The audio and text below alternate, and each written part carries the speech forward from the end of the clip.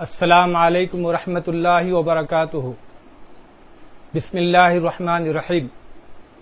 میں مولانا سید بشیر احمد قاسمی عادل آباد بڑے سوچنے کے بعد آپ لوگوں سے بات کرنے کی جسارت کر رہا ہوں۔ ہم پلٹن ملک پیٹ میں رہتے ہیں۔ یہ علاقے میں کئی لوگ کورونا سے موت کے منہ میں چلے گئے۔ ہمارے گھر کے ایک دم سامنے چند گھنٹوں کے اندر بہن اور بھائی اس مہلک مرض سے فوت ہو گئے۔ ان کے گھر کو کرنٹون کر دیا گیا۔ انسانی ہمدردی کے تحت جو بھی ہو سکتا میں ان کی مدد کر رہا تھا۔ طبیعت خراب ہو گئی۔ ہم لوگ اپنے وطن عادل آباد چلے گئے، لیکن وہاں اچانک بہت زیادہ طبیعت خراب ہو گئی۔ پھسلیاں مار رہی تھیں، سانس لینا دشوار ہو گیا تھا، پھیپھڑے کام کرنا بند کر دیے تھے، حالت بہت زیادہ خراب ہو گئی تھی۔ میرے بھائی سید رشید صاحب مالک زبیر ہوٹل عادل آباد آکسیجن کا انتظام کر کے حیدرآباد کے لیے نکل گئے۔ میرے چھوٹے سمدھی شیخ محمود صاحب جو پلٹن ملک پیٹ میں رہتے ہیں، وہ میرے بہت عظیم بھائی سے بڑھ کر ہیں۔ یشودا ہاسپٹل کے اندر بیڈ بک کرے، صبح میں ہم لوگ پہنچے، یشودا ہاسپٹل میں مجھے ایڈمٹ کر دیے۔ چند گھنٹوں کے بعد ہمارے گھر والوں کو فون آیا کہ تمہارا پیشنٹ کرونا مریض تھا، اس کی ڈیتھ ہو گئی۔ اچانک ایسی ناگہانی بات سامنے آتی ہے تو گھر والوں کا کیا ہوگا؟ ہمارے گھر والے، ہمارے بچے روتے دھوتے یشودا ہاسپٹل پہنچے۔ محبین جمع ہو گئے۔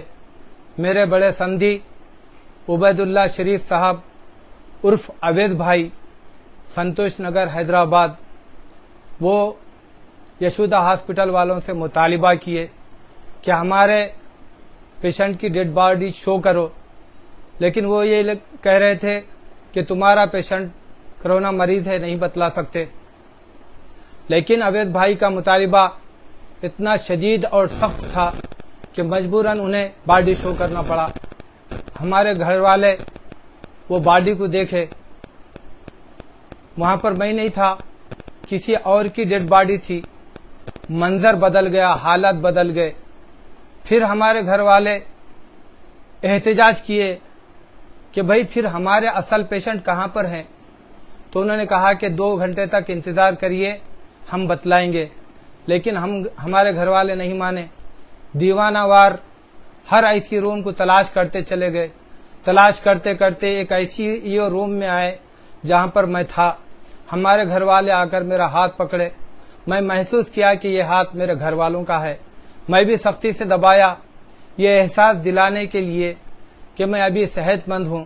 ہمارے گھر والے مطمئن ہو گئے، لیکن میں بڑی ذمہ داری کے ساتھ یہ کہہ رہا ہوں کہ یہ ہاسپٹلوں کے اندر اگر کسی کے پاس پیسہ ہے، اگر وہ مالدار ہے، وہ حیثیت مند ہے، تو اس کا صحیح ٹریٹمنٹ کر رہے ہیں، ورنہ ایسے پیشنٹ جو ان کنٹرول ہے انہیں اس حال کے اوپر چھوڑ دے رہے ہیں۔ اب اندازہ لگائیے کہ میری ڈیتھ ہوئی نہیں، لیکن وہ لوگ غلط باور کرا دیے۔ پھر زیادہ احتجاج کرنے پر کسی اور کی ڈیڈ باڈی بتلا دیے۔ پھر زیادہ مطالبہ کرنے پر 2 گھنٹے تک انتظار کرنے کی بات کرے۔ ہمارے گھر والے دیوانہ وار ایک آئی سی یو روم سے دوسرے آئی سی یو روم، دوسرے آئی سی یو روم سے تیسرے آئی سی یو روم پھرتے رہے۔ پھر میں ان کو وہاں پر نظر آیا، اطمینان ہوا۔ یہ حیدرآباد کے مشہور کارپوریٹ دواخانوں میں سے ایک دواخانہ یشودا ہاسپٹل ہے۔ میں یہاں کے واقعات آپ کے سامنے رکھ رہا ہوں، بتلا رہا ہوں۔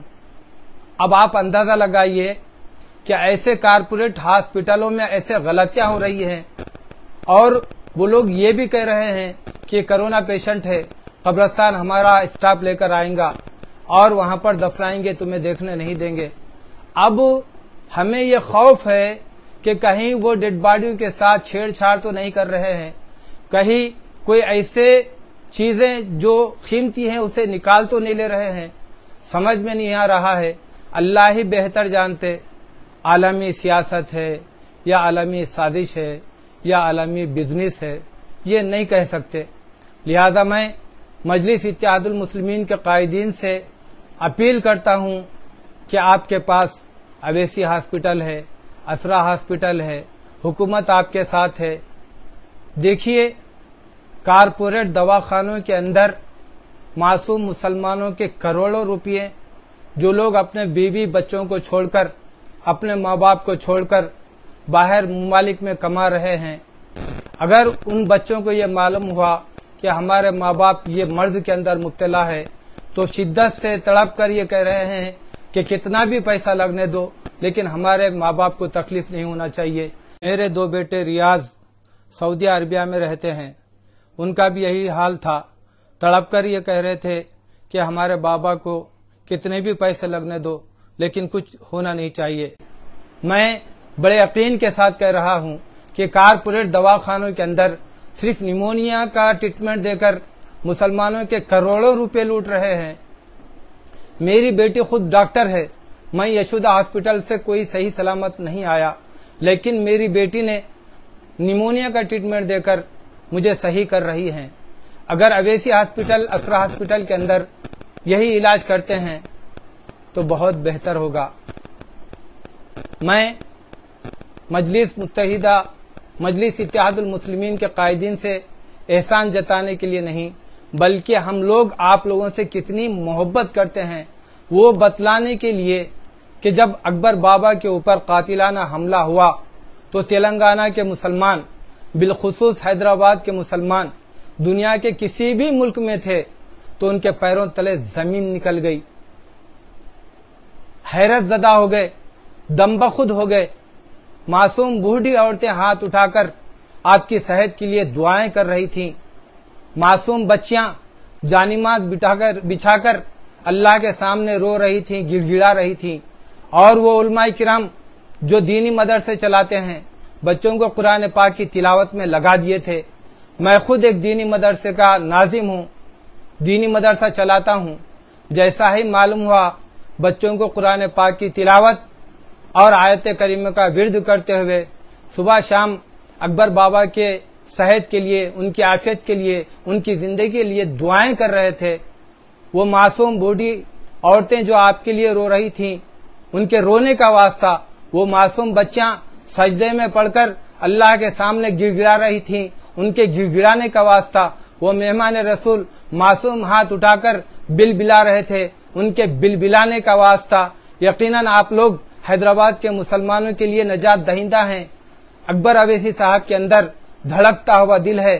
میں نے سنا لاک ڈاؤن کے اندر لاکھوں کروڑوں روپیوں کا راشن غریبوں کے اندر تقسیم کیے ہیں اور علماء کرام، ائمہ حضرات، موذنین تک وہ راشن پہنچائے ہیں۔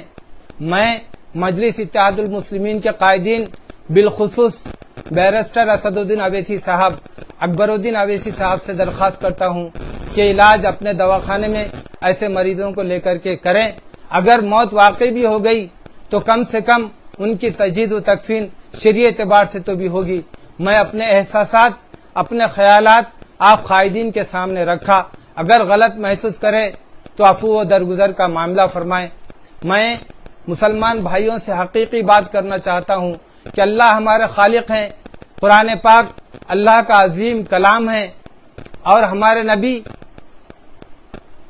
محبوب خدا ہیں۔ دیکھیے، یہ مہلک مرض سے بچنے کے لیے قرآن پاک کے اندر کئی آیتیں شفا کے طور پر ہیں۔ پیارے نبی صلی اللہ علیہ وسلم کے زمانے میں ایسے امراض پیدا ہوتے تو پیارے نبی صلی اللہ علیہ وسلم نے کئی دعائیں بتلائی ہیں، لہذا قرآن کی تلاوت کریں اور ان دعاؤں کا اہتمام کریں۔ اور اللہ رب العالمین سے میں درخواست کرتا ہوں کہ اے اللہ، تیرے محبوب کی امت دنیا کے اندر ہر حالت میں مصیبت زدہ ہے، اے اللہ جو لوگ کرونا سے متاثر ہیں اللہ انہیں شفا دے، اے اللہ عزت کی زندگی عزت کی موت نصیب فرما، کلمے والی زندگی کلمے والی موت نصیب فرما، اے اللہ تمام مسلمانوں کو پیارے نبی صلی اللہ علیہ وسلم کی شفاعت نصیب فرما، اے اللہ مرنے سے پہلے میرے نبی آخر الزماں تاجدار مدینہ احمد مجتبی محمد مصطفیٰ سرور کونین صلی اللہ علیہ وسلم کا دیدار نصیب فرما، آمین ثم آمین یا رب العالمین۔